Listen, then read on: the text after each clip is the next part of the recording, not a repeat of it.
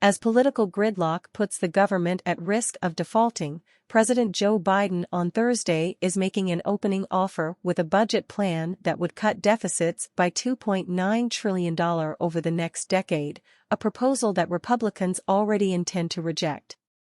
It's part of a broader attempt by the president to call out House Republicans who are demanding severe cuts to spending in return for lifting the government's legal borrowing limit. But the GOP has no counteroffer so far, other than a flat no to a Biden blueprint with tax increases on the wealthy that could form the policy backbone of Biden's yet-to-be-declared campaign for re-election in 2024. Congressional Republicans keep saying they want to reduce the deficit, but they haven't put out a comprehensive plan showing what they'll cut, said Shalonda Young, director of the White House Office of Management and Budget. We're looking forward to seeing their budget so the American people can compare it to what we're putting out today. Biden's package of tax and spending priorities is unlikely to pass the House or Senate as proposed. House Speaker Kevin McCarthy, Republican California, said the president's proposed deficit reduction was inadequate. It just seems like it's going to create the biggest government in history. I don't think that's what we need at this time, he said. The president was traveling to the political battleground state of Pennsylvania to promote the plan, staking out what he believes is popular terrain that will make it hard for Republicans to criticize without risking blowback. White House officials separately released polling as part of the budget that they say shows public support for their policies, evidence that they want to set up the 2024 election as a contest of ideas. In addition to deficit reduction, Biden's 10-year budget largely revolves around the idea of taxing the wealthy to help fund programs for the middle class, older adults, and families. It would raise $4.7 trillion from higher taxes, with an additional $800 billion in savings from changes to programs. The tax increases include a reversal of the 2017 tax cuts made by President Donald Trump on people earning more than $400,000 a year. Biden has floated a new tax that would target billionaires and called for lower prescription drug prices.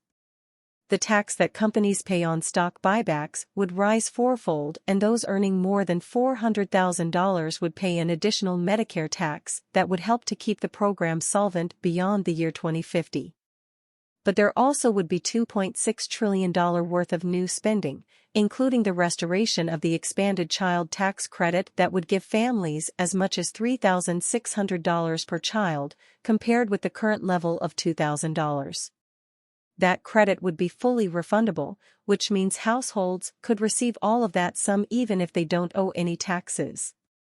At a time of increased tensions with Russia and China, the budget shows a decline in military spending as a share of the U.S. economy over the next decade. But federal spending would be equal to roughly 1/4 of economic output as the spending on Social Security and Medicare climbs, essentially keeping the government the same size as it is currently. The budget would seek to close the carried interest loophole that allows wealthy hedge fund managers and others to pay their taxes at a lower rate, and prevent billionaires from being able to set aside large amounts of their holdings in tax-favored retirement accounts, according to an administration official. The plan also projects saving $24 billion over 10 years by removing a tax subsidy for cryptocurrency transactions. McCarthy has called for putting the U.S. government on a path toward a balanced budget. But by refusing to raise taxes or cut Social Security and Medicare spending, GOP lawmakers face some harsh math that makes it hard to reduce deficits without risking a voter backlash before a presidential election. The Republican Speaker has told the Associated Press that his plan's release has been pushed back because Biden's proposal is only just being issued. Biden's deficit reduction goal is significantly higher than the $2 trillion that he had promised in his State of the Union address last month. It's a delicate time, with the U.S. economy already in a fragile state because of high inflation. If Biden and Congress fail to increase the statutory debt cap of $31.4 trillion by this summer, the government could default on payments and shove the U.S. economy into a recession. Biden's proposal would increase the top marginal tax rate to 39.6% on income above $400,000. For households with $1 million in income, earnings from capital gains, such as stocks or property sales, would no longer enjoy a discounted tax rate compared with wages. The president would increase the corporate tax rate to 28% and increase the tax rate on U.S. multinationals' foreign earnings from 10.5% to 21%. Cecilia Rouse, chair of the White House Council of Economic Advisers, said that the signature economic achievement of Trump's presidency did little for the economy. That really has had no impact that economists have been able to determine on economic growth. It's been exaggerated, she said. In February, the nonpartisan Congressional Budget Office estimated that the national debt held by the public will grow by more than $20 trillion over the next decade.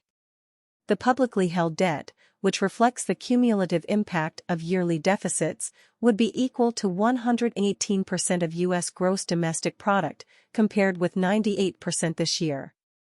Biden's budget would reduce the debt, though it would still be high relative to historical levels.